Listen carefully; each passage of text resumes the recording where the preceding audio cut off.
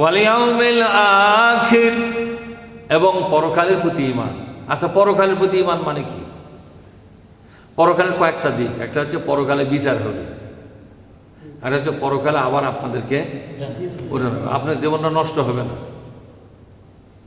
পরকালের ফায়সালা জান্নাত অথবা জাহান্নাম, এগুলো পরকাল না?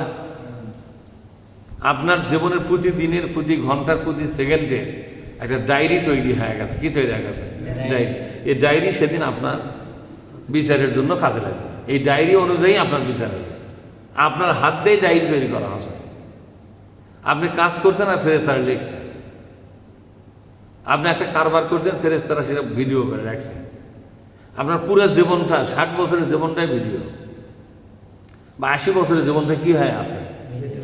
আজও কি ভিডিও চলতেছে না? এখানে যারা বসে আছেন, ভিডিও চলতেছে না? চলতেছে। তাহলে এই যে ভিডিওগুলা পরকালে কেন করা হচ্ছে আজকে? পরকালে এই ভিডিও অনুযায়ী আপনার কি হবে? সিদ্ধান্ত হবে যে আপনাকে জান্নাত দেওয়া যাবে কি যাবে না। আপনি জান্নাতের জন্য যোগ্য না জাহান্নামে যাওয়ার যোগ্য, এই ভিডিওগুলোই তার প্রমাণ হবে। তাহলে এটা তো প্রমাণ, এটা প্রমাণ না? এই ভিডিওগুলো আমরা সাক্ষী হয়ে দাঁড়াবে।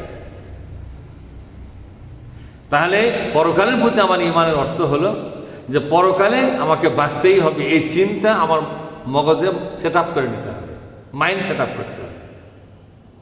যে কারো কাছে যদি আমি 1 টাকা মারে খায় থাকি, ওই 1 টাকার জবাব আমার পরকালে দিতে হবে। পরকালের প্রতি যাদের ঈমান আছে সে ব্যক্তি পরকালের বিচার থেকে বাঁচার চেষ্টা করবে। সূরা ফাতিহার মধ্যে আমরা প্রতি ওয়াক্ত নামাজে প্রত্যেক রাকাতে বলি না সূরা ফাতিহা, মালিকি ইয়াউমিদ্দিন বলা হয় কিনা? মালিকি ইয়াউমিদ্দিন,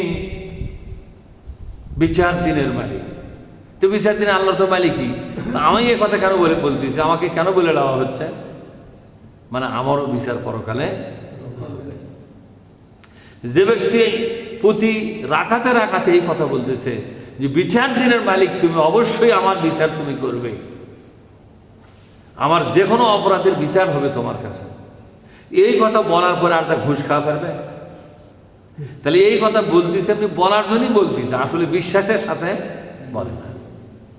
যদি বলতো বলছে নামাজ এক জিনিস আর ঘুষ, নামাজ পড়ে যা গরু দেবে সে আবাদ খিলেছে না, এরকম লোক নামাজ পড়ে যা করছে যে কুরবানির মধ্যে করছে না, আবার পেট খালি গাভীর নয় বা হয় না, পরে জব করে দেখা যায় 2 মাসের বাচ্চা আছে। মানে কুরবানির মধ্যে কোনোটাই গাভীর নয়, আর কুরবানি যখন না থাকে তখন সবগুলোই নামাজের লোকেরাও এই কাজগুলো করে না।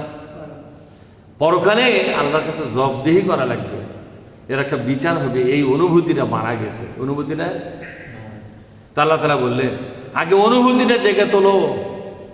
তুমি যে নামাজ পড়তেছ, নামাজের আগে অনুভূতিগুলো জাগাও যে তোমাকে পরকালের ব্যাপারে ঈমানের অবস্থা তোমার মধ্যে বেঁচে আছে না মারা গেছে। জেগে তোলো তোমার ঈমান, তোমার ঈমান কথা বলবে। জাগ্রত ঈমান, মৃত ঈমানের কোনো মূল্য নাই। যে ঈমানটা সুপ্ত হয়ে আছে, মৃত্যু হয়ে আছে, অজ্ঞান হয়ে প্যারালাইজ হয়ে আছে ঈমান, এই প্যারালাইজ মার্কা ঈমান। প্যারালাইজ মার্কা ঈমান কীরকম দেখেন?